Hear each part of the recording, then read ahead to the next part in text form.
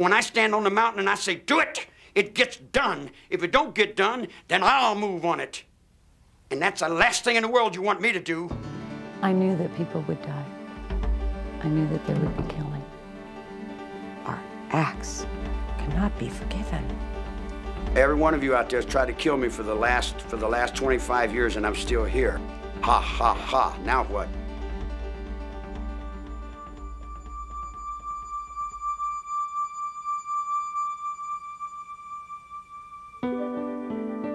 On August 9th, 1969, unknown intruders broke into the fashionable Los Angeles home of movie director Roman Polanski and his pregnant wife, the actress Sharon Tate.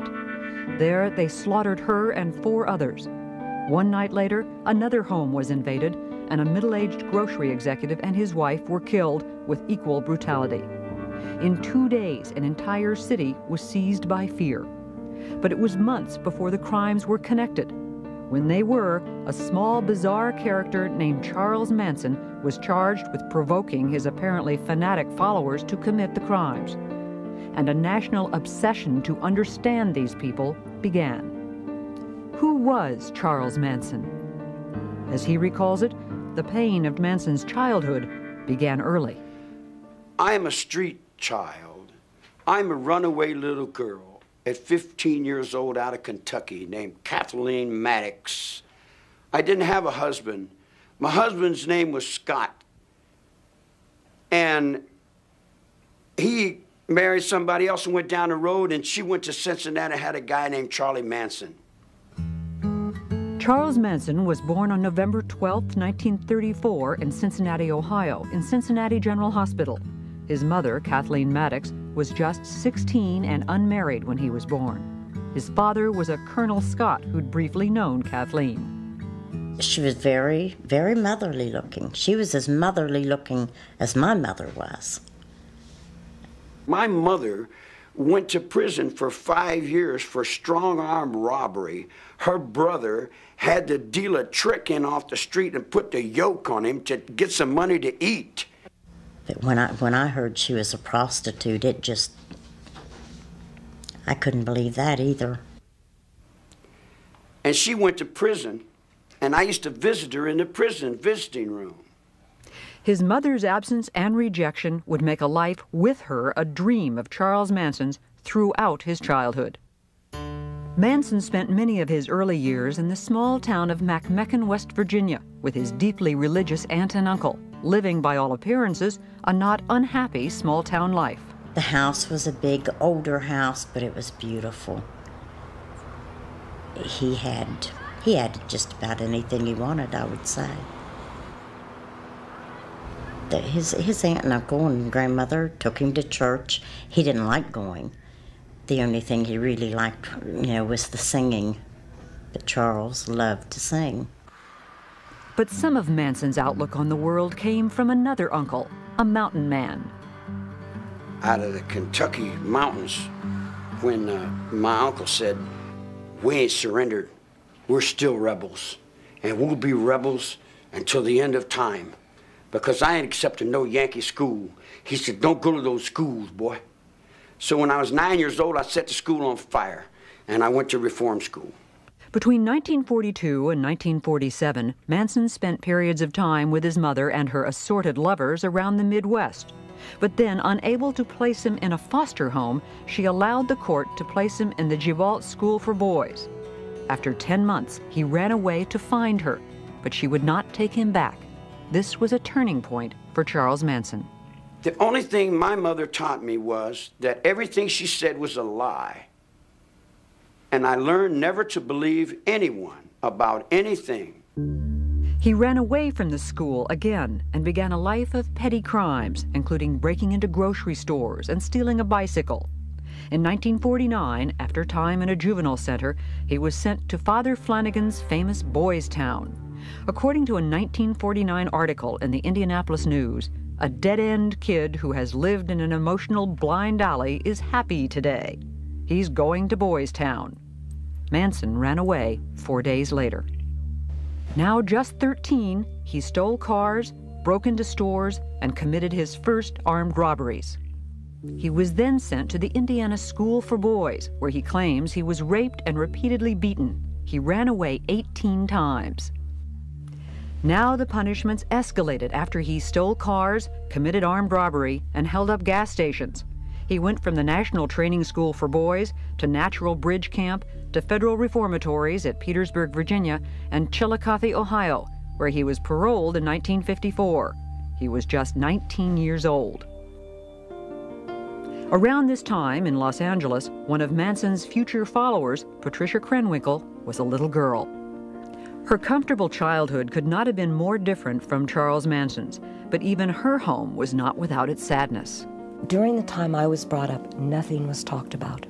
I mean, my parents' dissolution of their marriage, you don't talk about that. You don't talk about problems in the home. I never felt like I had a sense of who I really wanted to be or become. In 1949, Leslie Van Houten was born into a solid middle-class family in Altadena, California. From an early age, she wanted to help the world. Her parents, too, would divorce. I was always very a creative girl, young girl, you know, artistic. But I never, for a while, I wanted to be a school teacher. Somewhere along the line, I got distracted and I lost motivation. Believe that I was desperately seeking someone that I could love and hold on to and call my own. That somehow my dad leaving had left a space there. In January 1955, back in McMecken, the 20-year-old Charles Manson married 17-year-old Rosalie Jean Willis. He held odd jobs, but continued to steal cars, driving them across state lines. 1944, I went to juvenile hall. I didn't get out till 1954.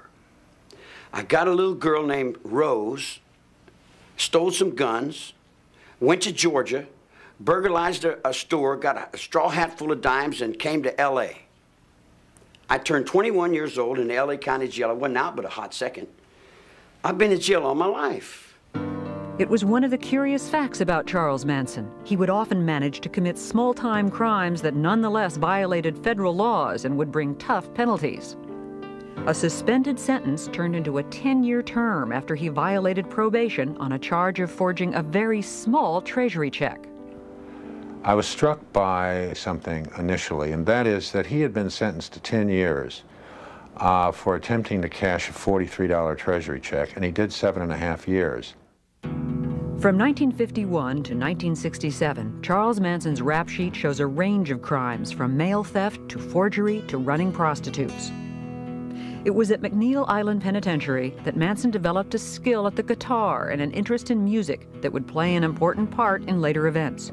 The man who taught him the steel guitar was an aging fellow prisoner, the renowned Depression-era gangster Alvin "Creepy" Karpus. More important, it was in prison, with its rigid codes of behavior and its hierarchy, that Manson developed his way of looking at the world. See, I never realized that people outside are much different than the people inside. People inside, if you lie, you get punched. You get misused. You don't lie to the lieutenant. Lieutenant don't lie to you. There's a certain amount of truth in prison, and being raised in prison, I was raised pretty much in the light of that truth. He did his own time. He pretty much refused to be programmed to go along with the expectations of the prison staff. He apparently spent a lot of time in his cell playing the guitar, writing music. He did attend a class, did very well in a power of positive thinking class, which I always thought was a part of his style. He was released from prison in 1967. It's been said that he asked not to be released. He'd now spent more than half of his 32 years inside, and prison was the only real home he'd ever known.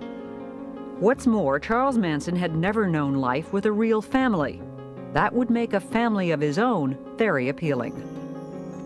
Prison may have meant a life of little change for Charles Manson, but life outside was changing radically. It was a far different world now from the one he'd known before prison, and it was one where his particular skills would serve him well. It was the mid-1960s, and the Haight-Ashbury district of San Francisco was, for hippies and others escaping the mainstream, the promised land. What we saw at its peak were literally thousands of flower children all over the country, all over the world, attracted to this movement, like moths to a flame. You know, summer in San Francisco. There was a philosophy here that was totally revolutionary that they'd not heard before, and this was the epicenter of it. A lot of very young, creative, exploring people came there, but then you started to see a shift where more disturbed, sicker, more drug-involved people started to come. The hallucinogenic drugs like LSD were being replaced by stimulant drugs, speed particularly, that led to compulsion and paranoia. And innocence was giving way to violence. You may recall a song, the lyrics of which were, if you come to San Francisco, you better wear a flower in your hair.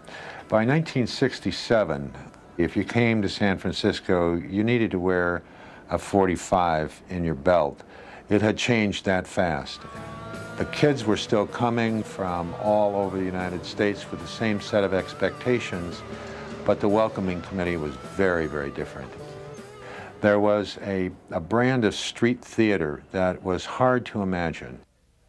If we are coming up to the beatnik area, all the stores out in this area, they're taken over by the beatniks, and we see them in all shapes and sizes. I think this one is a girl walking in front of us. She has a hair ribbon, but it's hard to tell. It was a scene where if you grew your hair and talked the talk, you fit in.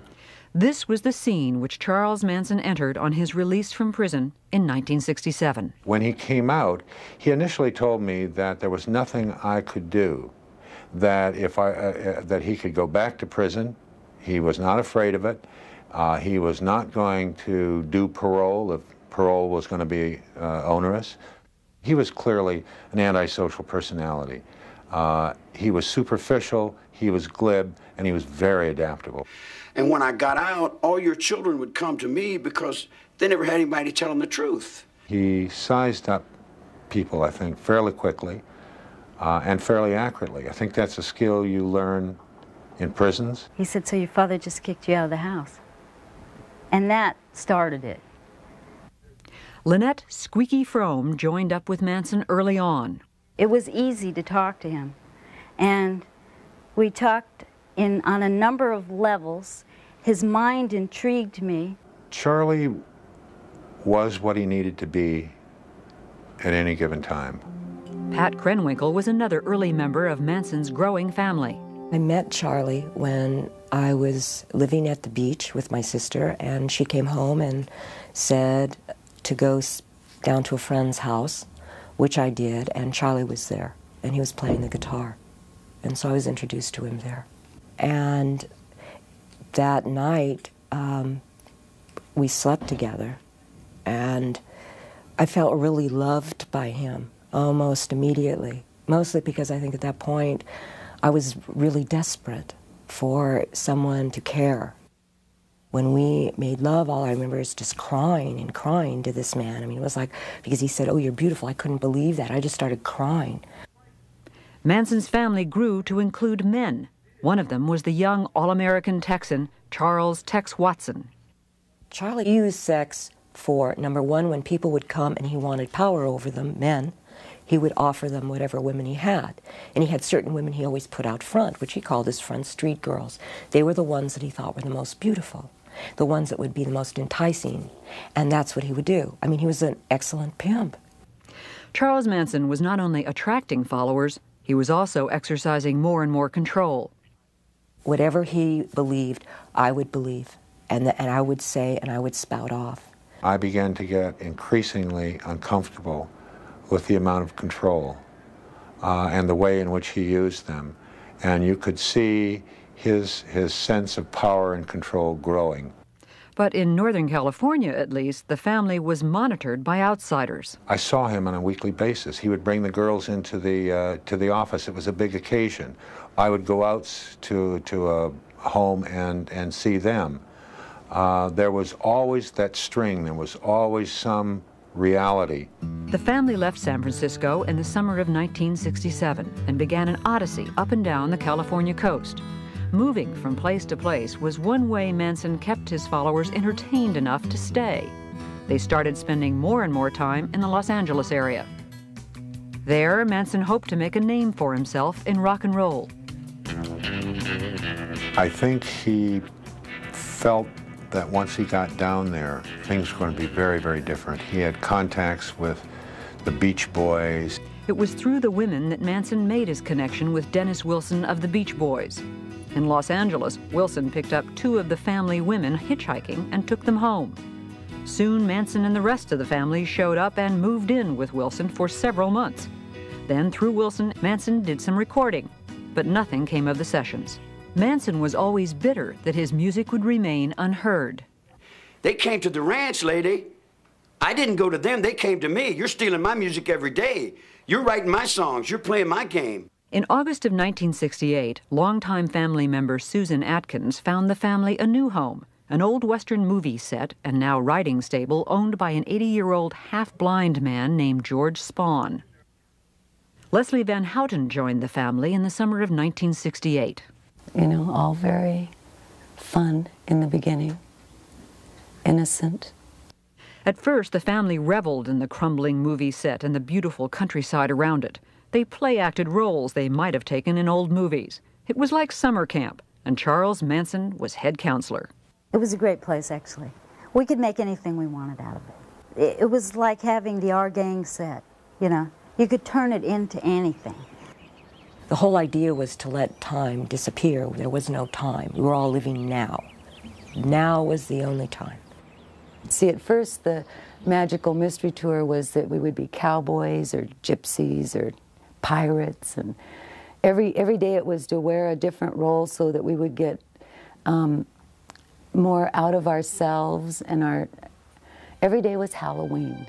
Losing oneself, killing old egos, and replacing them with Manson and his very particular view of the world, it was the serious goal of all that play acting that Manson directed. If you wipe away somebody's identity, say society is corrupt, forget about everything you ever learned, but then you substitute your own philosophy, it's like wiping the blackboard clean and then introducing your philosophy, and then you become the absolute leader. Bit by bit, the family became one with Manson. One of his things was to stop you during the day, and he'd put your palms up to his, and then he'd move them in any direction that he could. Or he'd make a series of faces, and then you were supposed to try to keep up with them. And the whole thing was always geared toward just complete mirroring of him. One powerful way that Manson maintained control was through drugs, particularly LSD. Well, we took hundreds of trips together. The acid trips were exercises in total control. With Charlie, he actually did almost like drug programming. I mean, he was the focal point at all times. And what seems so amazing is that he somehow, because acid is a very powerful drug, and it's like I would feel like totally out of control, and yet I would watch him and he would seem totally in control. One of the things, when I look back, I realized I didn't always see him take acid. I don't think he did. The idea was to get rid of all the conditioning, to die in yourself. So he would hold you up and say something to you. Say, see, I can see your mother on you. It's still the conditioning. You know, you haven't gotten rid of it. You're not dead yet. Sometimes he would reenact the crucifixion when we were on LSD. And it was very realistic. I would die for you. And then the questions would begin, would you die for me? And what was the philosophy that Manson was offering? It had begun with the notion of oneness and the power of love, but over time, it grew steadily more paranoid. The messages to the family grew steadily darker. There was no right or wrong, and life and death were really the same thing. In fact, death could be a welcome step on the way to a better world. And in the fall and winter of 1968, as Manson saw himself more and more a lone visionary, he and the family spent more and more time in a place that only increased their sense of isolation, a remote outpost in Death Valley, Barker Ranch. We really weren't in touch. We were allowed to listen to the Beatles and the Moody Blues and Manson's music. Nonetheless, Manson was aware of what was going on in the nation's cities. Since 1966, city after city had seen rioting in black neighborhoods. Black power! The cry for black power was being heard alongside the ever stronger actions against the war in Vietnam. We gonna make Vietnam look like a holiday! Because if America don't come round, America should be burnt down. The family moved back to Los Angeles in January of 1969. Then the paranoia ratcheted up even more in early July, when Manson thought he'd killed a black drug dealer he also thought was a Black Panther. Now convinced that the full fury of the Panthers was soon to descend on the family, bitter about his failure to record his music, and most importantly, certain that a giant race war was impending, Charles Manson spent July and early August tense, paranoid, and angry.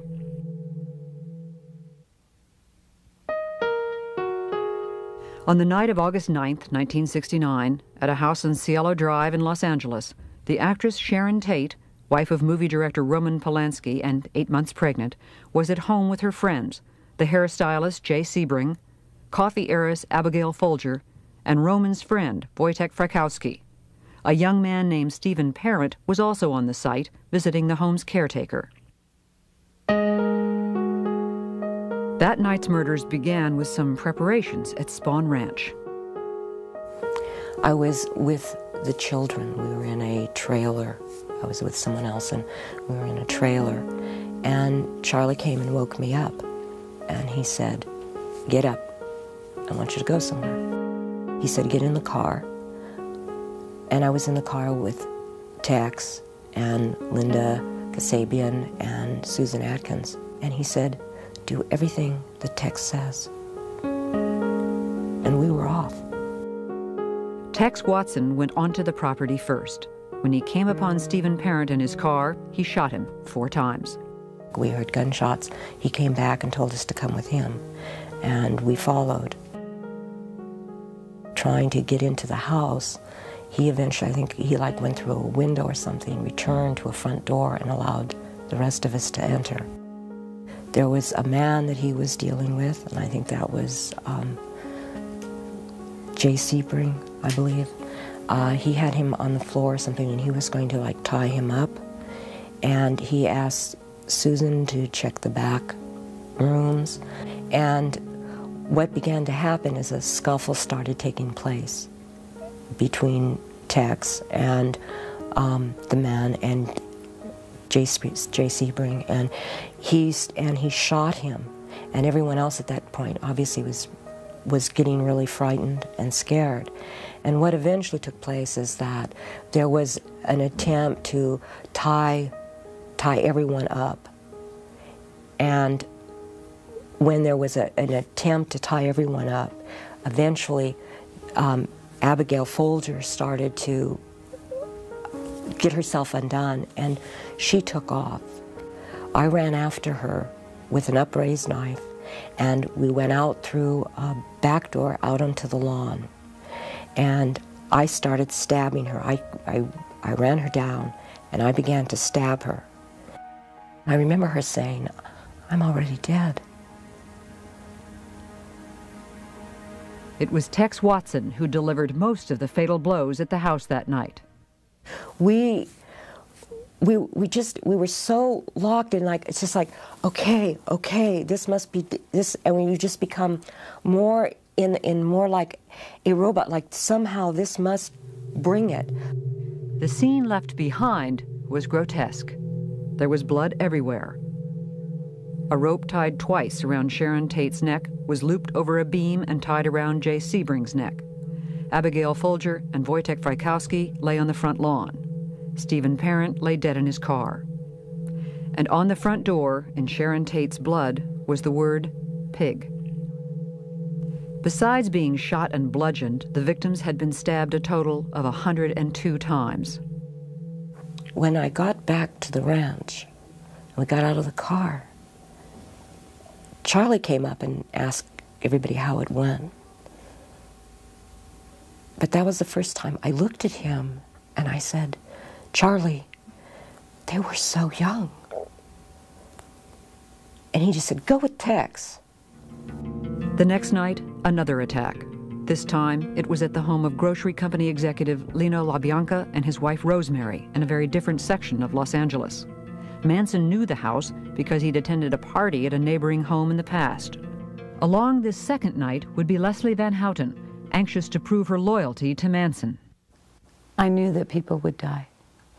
I knew that there would be killing. Manson, Van Houten, Krenwinkel, Watson, Atkins, and Linda Kasabian drove around for a while before they stopped at the LaBianca house. Manson went inside, tied up the LaBiancas, and then left. Pat had a knife, and I tried to hold Mrs. LaBianca down, and I couldn't do it. And Pat went to stab her, and she couldn't do it. Leslie was still trying to hold her because she was struggling, and I went and got Tex. And Tex went into the bedroom, and I stood in the hallway, and I looked into an empty room in the den, and I just stayed there, and I didn't move. And I have no sound memory of Mrs. LaBianca dying. All I remember is staring into that room. And then Tex turned me around and handed me the knife, and he said, do something.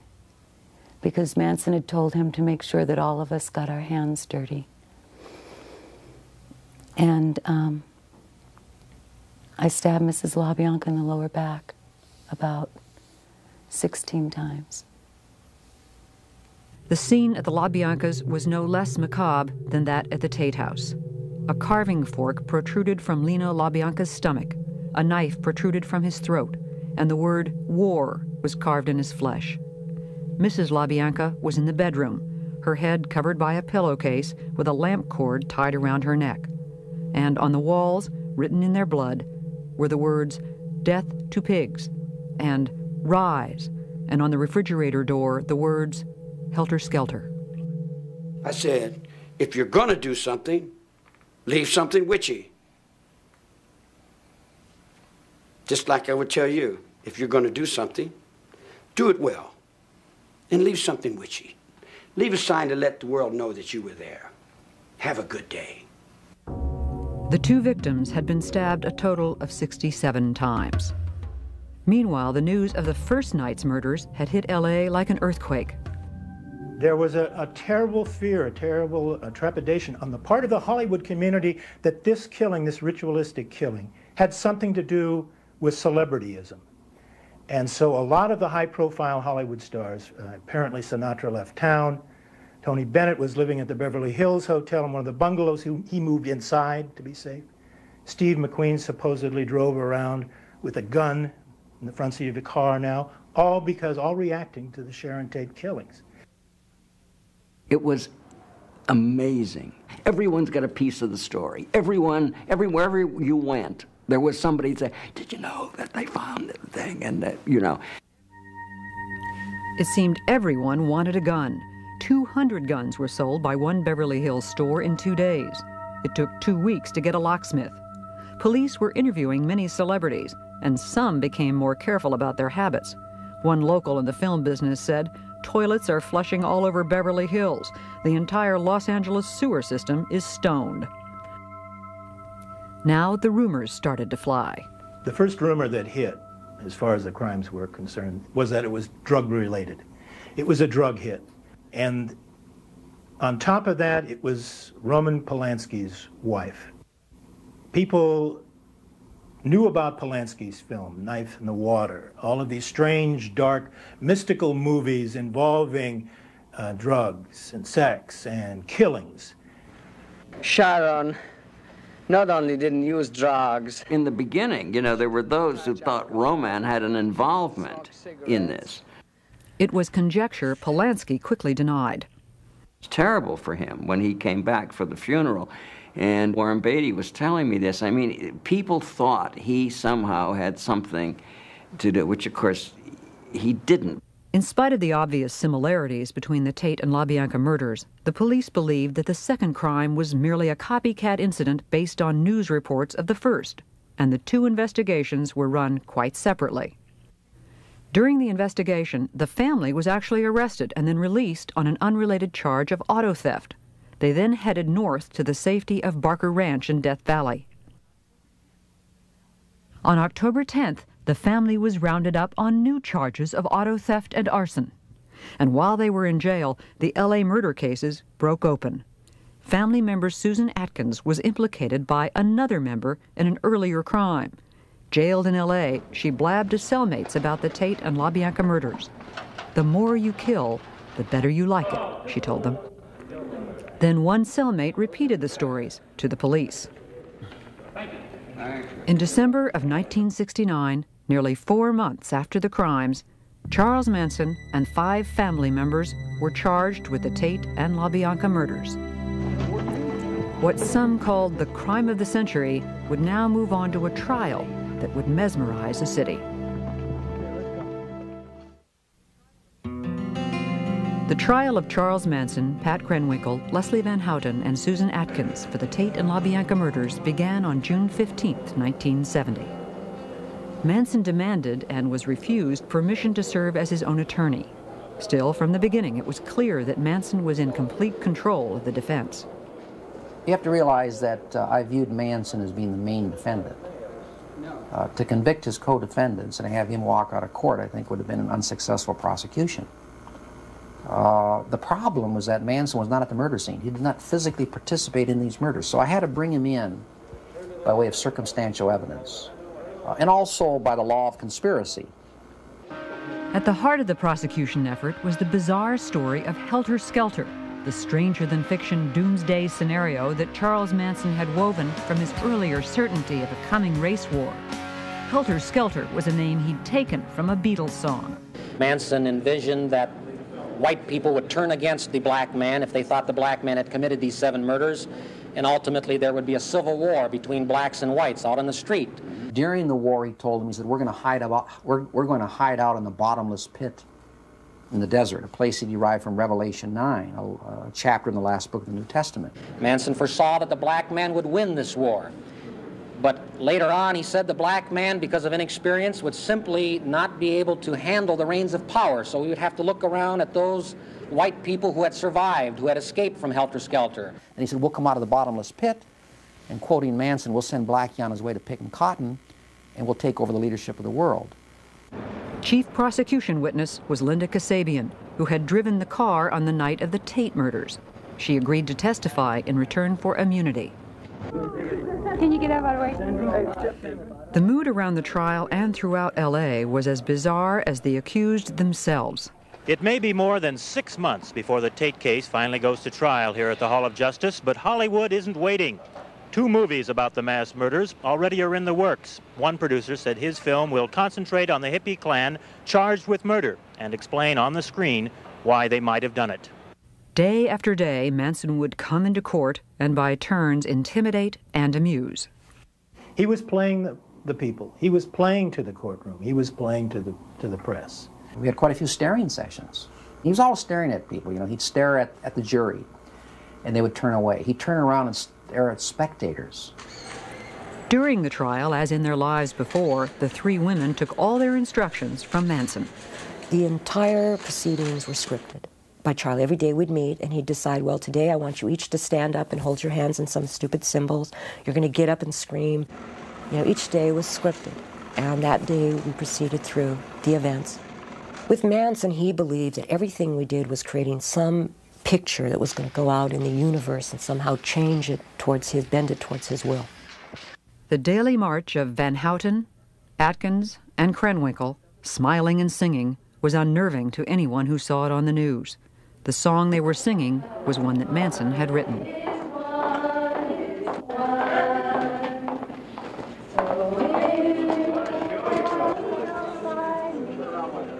After disrupting the proceedings a number of times, the rest of the family was banned from the courtroom, so they moved to the hallways and kept a vigil outside. At first, the mood was almost festive. 626. How did it feel to see this? We saw them every day, you know. Come on, Squeaky, you can't really be serious about that, you know. And we would banter back and forth, and so there was a joviality. But continuing to shock the courtroom, Manson carved an X into his forehead in late July to symbolize his removal from society. The following weekend, the 3 girls followed suit. National attention on the trial included unwelcome notice from the highest level. President Richard Nixon spoke of Charles Manson in a speech on August 3rd. Here is a man who was guilty, directly or indirectly, of 8 murders without reason. Here is a man yet who, as far as the coverage was concerned, appeared to be rather a glamorous figure. And the next day, a smiling Charles Manson held the headline up to the jury as the defense demanded a mistrial. It was denied in spite of the defense team's best efforts. The President of the United States says somebody's guilty. What recourse do you have? You answer the question. Inside the courtroom, the most dramatic moment occurred on October 5th, 1970, when Manson lunged 10 feet towards the judge. He was restrained, and the trial continued. It certainly was within earshot. On November 16th, the prosecution rested, and the defense then rested without calling a single witness. Struggles with Manson and changes in the defense team were constant, but there was still alarm when defense lawyer Ronald Hughes did not show up in court. His body was later discovered in a wilderness area. One ex-family member has claimed he was murdered for disagreeing with Manson over Leslie Van Houten's defense. On January 25th, 1971, after 9 days of deliberation, the jury found each defendant guilty of conspiracy to commit murder and murder in the first degree. In a separate trial, Tex Watson was also found guilty and sentenced to death. In the penalty phase of the trial, the women did testify and tried to exonerate Manson. And now the instructions from Manson were changing. One of the things that Charlie always promoted about himself was, I don't lie. And all of a sudden he was asking every one of us to lie on a daily basis about something. Oh, say this, say that. And we're going, but I didn't do that. And it was like, you lie? A God lies? On March 29th, the jury called for the death penalty for all 4 defendants, a finding the judge then upheld. In protest, the women shaved their heads. Before that clerk reads that verdict, you don't know what he's going to say, life or death. It's a very tense, suspenseful moment. And I looked over at Manson, and his hands were trembling. Now here's someone who always spoke about the beauty of death. He was always telling everyone, death is a beautiful thing, and maybe when we kill these people, we're doing them a favor, and they don't even realize it. But I was with him for 9.5 months, and he fought very hard for his own life, see? So that was just pure hypocrisy on his part. The defendants faced the death penalty now. To at least one of them, it was a kind of relief. I was more than willing to go to the gas chamber. I didn't fear it. The death penalty for me at the time seemed, it almost justified my not having to deal with what I had done. It was the eye for an eye. They're going to kill me. I don't have to deal with it. And then, in 1972, the Supreme Court overturned the death penalty. Death sentences were commuted to terms of life imprisonment. In the case of Charles Manson, there was a certain irony involved. In fact, he told me after the trial, well, Yossi says, you know, you haven't achieved anything here. He said, all you've done is send me back to where I came from. But I said, well, yeah, Charlie, that's true, but as far as I know, you've never been in the green room before. The green room is a reference to San Quentin gas chamber. The next year, I was driving my car, and the car radio was on. And I heard where the U.S. Supreme Court had set aside the death penalty, Furman versus Georgia. And the very first thought that came into my mind is that what Manson had told me at the end of the trial was true. That all we did is send him back to where he came from, and he doesn't mind prison life. So in a sense, and I hate to say this, in a sense, Manson has beaten the rap. It was 1972, and Pat Krenwinkel and Leslie Van Houten were still young women with a lifetime ahead of them, a lifetime to face what they had done. All the way on the back, too. More than 25 years after the murders at the Tate and LaBianca homes, Charles Manson, Patricia Krenwinkel, Leslie Van Houten, Susan Atkins, and Tex Watson are all still in prison serving life terms. All have been reviewed for parole numerous times, but it's always been denied. You can have the rest of it and put me back in my cell. This is all I really want to do. Charles Manson has not even attended all of his hearings. I don't think there's a decision among you, is there? Now Charles Manson is over 60 years old, and Tex Watson and the women are in their mid-40s. It's not easy. And to listen to Manson, Pat Krenwinkel, and Leslie Van Houten today is to hear very different memories of those events a quarter century ago. If anything, the older I get, the harder it is. Mrs. LaBianca was younger than I am now. I took away all that life. I see blood in here every day. Every day someone's getting shot, someone's getting cut, someone's getting beat. I've lived in that all my life, woman. That don't wrinkle up my forehead. You can pile 100 dead bodies up in front of my cell and it don't set me to do nothing. Every day I wake up and know that I'm a destroyer of the most precious thing, which is life. And living with that is the most difficult thing of all. And I do that because that's what I deserve, is to wake up every morning and know that. You know, it didn't happen overnight. He spent a lot of time taking middle-class girls and remolding them. I never broke nobody's will. I never told anybody to do anything other than what they wanted to do. Oh, Charlie's just absolutely lying. There wasn't one thing done that was even allowed to be done without his expressed permission. Wait a minute. I said, you do what's best for you. You do what you feel is right. You do what you think is right. Now, whatever you think is right, it's got to be right. All I'm doing is I'm walking with you, I'm walking in line with you, and I'm holding the line with you. What you do is up to you. It's got nothing to do with me. You know, I take offense to the fact that 25 years later, Manson doesn't own up to his share in this. I take offense to that. I take responsibility for my part. And part of my responsibility was helping create him. Every once in a while I get letters from children. And they seem to think that what we did is all right. There is nothing that we did that is all right. Nothing. He was not Jesus Christ or Satan. He was a very odd, bizarre, high-energy little antisocial who had some poor, confused, middle-class dropouts who decided to follow him. And he got into a situation where he had enormous power over these people, and he pulled it all together into this incoherent, hateful kind of plan. And there was no one there to say, Charlie, girls, this is crazy.